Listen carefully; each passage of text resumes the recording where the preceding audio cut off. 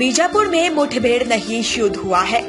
घायल जवानों से मिले मुख्यमंत्री बघेल ने कहा, यह नक्सलियों की अंतिम लड़ाई है। नक्सल घेरा तोड़कर निकले जवान, यह नक्सलियों की अंतिम लड़ाई है। मुख्यमंत्री भूपेश बघेल असम दौरे से वापस लौट आए हैं। रायपुर एयरपोर्ट पर वरिष्ठ प्रशासनिक और पुलिस अधिकारियों से चर्चा की और मुख्यमंत्री भूपेश बघेल ने नक्सली हमले को लेकर बड़ा बयान दिया है। उन्होंने कहा कि बीजापुर में मुठभेड़ नहीं युद्ध हुआ है, यह नक्सलियों की अंतिम लड़ाई है। मुख्यमंत्री भूपेश बघेल ने कहा कि हम नक्सलियों की मांद में जाकर हमला किए हैं, यह नक्सलियों की अंतिम लड़ाई है। नक्सली 40 बाय 40 वर्ग किलोमीटर में सिमट गए हैं। घटना से हमारा मनोबल और बढ़ा है। नक्सलियों को मुंह तोड़ जवाब दिया जाएगा। नक्सलियों ने rocket launcher, hand grenade, UBJL से हमला किया है। हमारी कोई चूक नहीं है।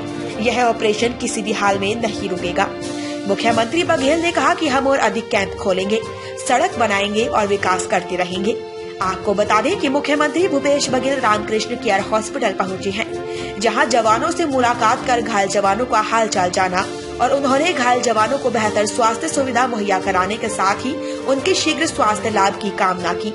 आपको बता दें कि बीजापुर जिले के टेकुलगुडम में शनिवार को हुए पुलिस नक्सली मुठभेड़ में 22 जवानों की शहादत हुई है। सुरक्षा बलों और नक्सलियों के बीच 4.5 घंटे तक मुठभेड़ चली।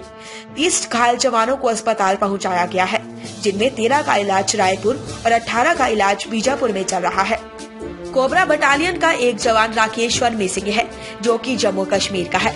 IG सुंदर राज पी के मुताबिक मुठभेड़ में 12 नक्सली मारे गए हैं, 16 नक्सली हताहत भी हुए हैं।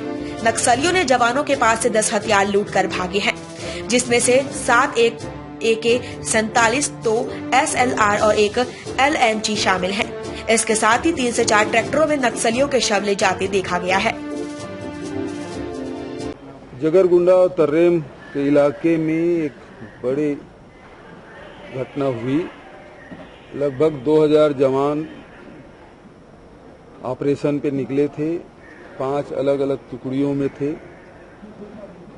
4 टुकड़ी सकुशल लौट गए। 5वीं टुकड़ी में जिसमें लगभग 400 से 450 जवान थे, जिसमें सेंट्रल फोर्स के भी थे और स्टेट फोर्स के भी लोग थे।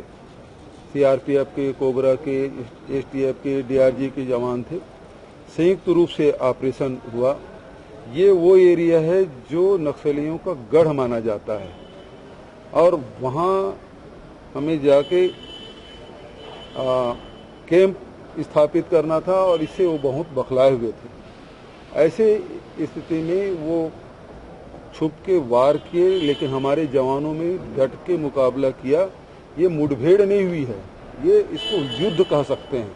आमने सामने 4 घंटे तक की लड़ाइयाँ चली है। दोनों तरफ से गोलियां, बारूद और रॉकेट लॉन्चर का प्रयोग किया गया। हमारे जवान शहीद हुए, लेकिन कोऑर्डिनेशन इतना तगड़ा था कि उनको जो जवान शहीद हुए उसको भी ले आए, उसके हथियार भी लाए, जो घायल है उसको भी लाए। बिल्कुल चूक नहीं है। ये कोई कैंप में हमला नहीं हुआ है या लौटते हुए हमला नहीं हुआ है। हम उसे घेरने निकले थे और कैंप स्थापित कर रहे हैं लगातार। आप सुकमा की तरफ से, बीजापुर की तरफ से, दंतेवाड़ा की तरफ से हम लगातार बढ़ते जा रहे हैं, कैंप स्थापित करते जा रहे हैं। नक्सली अब 40 बाय 40 वर्ग किलोमीटर में वो सिमट के रह गए हैं। उनकी बखलाहट ये है और हमारा ऑपरेशन रुकेगा भी नहीं। जो कैंप हम 2 कैंप इस महीने में स्थापित करने वाले थे उसे भी स्थापित करेंगे और ये वो जगह है, ये दोनों हमारे कैंप खुलने के बाद जो नक्सलियों का जो मूवमेंट है, जो माड़ एरिया में जो जाते थे वो ब्लॉक हो जाएगा और उसके बाद उसकी गतिविधियां सीमित हो जाएगी। ये उसकी बखलाहट है और हमारा ऑपरेशन रुकेगा नहीं। हमारे जो जवान शहीद हुए हैं वो जाया नहीं होगा। ऑपरेशन हमारा चलेगा, कैंप हम स्थापित करेंगे, सड़क हम बनाएंगे, लोगों की जो कनेक्टिविटी उसे देंगे, जो आम जनता की जो सुविधा है उसे हम प्रोवाइड करेंगे। मैं कोई राजनीतिक बात नहीं करता, लेकिन आपको याद होगा पहले कैंपों पे हमले होते थे, उन्हें घेर के मारा नहीं जाता था।